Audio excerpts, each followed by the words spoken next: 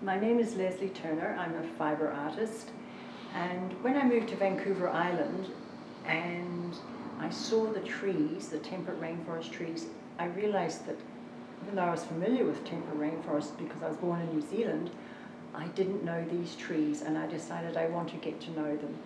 So I started a dialogue, a conversation with these trees where I'd put some textile out in the forest would work on the textile, I'd bring the textile back inside and I would respond.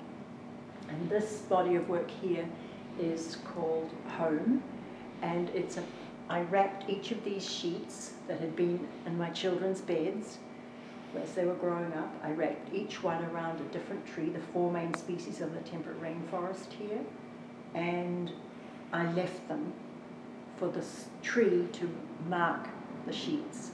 And then I brought them inside and stitched on them. Each new moon I would go out into the forest and look at the colour on that tree.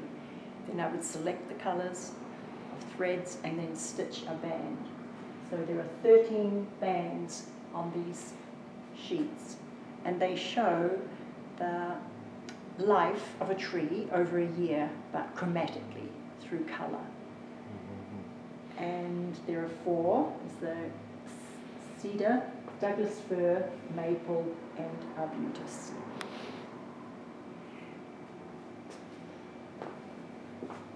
And here is where I documented each month and recorded the colours and found the threads, and then those threads I then worked on the cloth. These works are called wind drawings.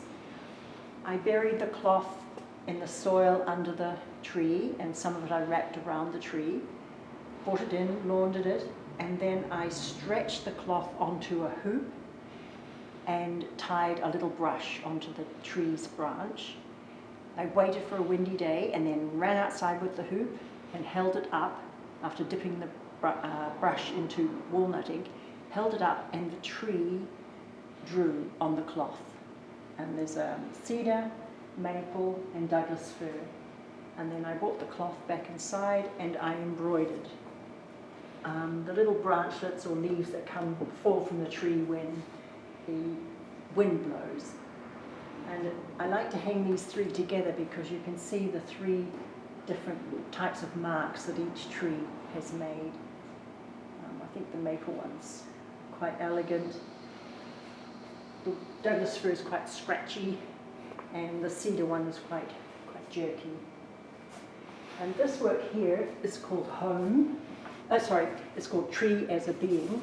And it's based on a poem by Bill Yake. He's a Washington poet. The tree as a verb. He wrote this poem. It was just a list of verbs about what trees can do. So I took each verb and embroidered a line expressing that verb on cloth that had been composted under the tree or wrapped around it.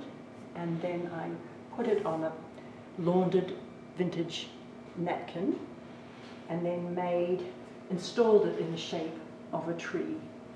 It's like a willow tree.